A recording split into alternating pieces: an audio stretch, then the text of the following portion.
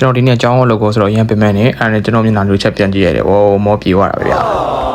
အဲ့နဲ့ဘိုက်ကလည်းအရင်စနေပြီအိမ်မှာလည်းဘာမှချက်မတော့ဘူးဗျာအခုမှပြန်မှလည်းမချက်နိုင်တော့ဘူးဆိုတော့ကျွန်တော်အနားမှာရှေ့မှာဆေးရဆိုင်သွားစမယ်ဆိုပြီးဆေးကူးလိုက်ပါတယ်အဲ့နဲ့မဆေးရမှာရှေ့မင်းနူလိုက်ကြည့်တဲ့အချိန်မှာဆေးတဲ့ဆုံးဟောင်းကျွန်တော်လိုက်ရှာပါတယ်မနေ့ပြောရင်ကျွန်တော်မဆေးရဆိုင်ပထမဆုံးစားဖို့တာပါဘာလို့လဲဆိုတော့ကျွန်တော်ကစုခိယဖန်မို့လို့ပါစုခိယမှာကြွက်ပါတယ်ဆိုတော့ကျွန်တော်စားတော့မှာပဲအဲ့နဲ့ပစိုက်တွေကိုကြည့်တဲ့အချိန်မှာပစိုက်တွေမှာထောင်းတရွက်နေနဲ့ဖြတ်ပိုင်းနေလို့ဘာမှမရှိပါဘူးကျွန်တော်တို့လောက်ကုန်ပြီဆိုရင်မွေးရဖွဲ့ရပါဘာလို့လဲဆိုတော့ဒါဆိုအစိုးရထုတ်တဲ့လူတွေပဲဒီခန်းစားချက်ကိုနားလဲပါလိမ့်မယ်အဲ့နဲ့ကျွန်တော်ထဲမှာစားမယ်ဆိုပြီးကြမ်းတိုင်းကိုနှိပ်လိုက်ပါတယ်ပြီးတော့ဗာစားမလဲဆိုစဉ်းစားနေတဲ့အချိန်မှာပဲတွန်းပူရီစားမယ်ဆိုပြီးတော့တွန်းပူရီကိုရွေးလိုက်ပါတယ်အကုန်လုံးတော့မြန်မာဝင်လိုက်ပြီးတော့တွက်ကြည့်ကြပါနဲ့မြန်မာဝင်တွက်ကြည့်ဘယ်သူမှစားနိုင်မှာမဟုတ်တော့ပါဘူးဒါပေမဲ့စပင်ညက်တာအစားမြန်မာဝင်လိုက်ပြီးတွက်နေတဲ့ဖွဲ့တွေကိုထိရှိပါသေးတယ်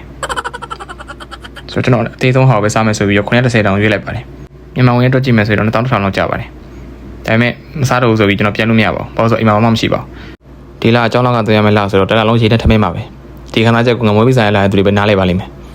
ငမွေးပိစာဆိုအကြောင်းသားပိစာကိုပြောတာပါအင်းအကြောင်းလောက်ကသွင်းပေးတဲ့သူတွေတော့မပါဘူးပေါ့ဗျာမနာလို့ပြောတာမဟုတ်ပါဘူးအားကြလို့ပါအခုတော့ကျွန်တော်ထမင်းစားဖို့စောင့်နေတာပါနံပါတ်က125ပေါ့နော်အဲ့နဲ့ကျွန်တော်ရေတောက်ဖို့အတွက်ရေထည့်ပါရိုးရေမဟုတ်ပါဘူးအိုးရှိမိသေးပါအဲ့နဲ့ဟင်းညုတ်ကလေးကိုဖွင့်ကြည့်လိုက်ပါတယ်ဒီကသာရှိမဲ့ပုံလည်းမပေါ်ပါဘူးဒါပေမဲ့မစားလို့မရဘူးဆိုပြီးစားရတော့မှာပါအဲ့နဲ့ပထမတစ်လုပ်ပိတ်စားလိုက်ပါတယ်စားလို့လည်းမကောင်းပါဘူးစားလို့မကောင်းဆိုပြီးစားနေတာကောင်းတော့မဖို့ပါဘူး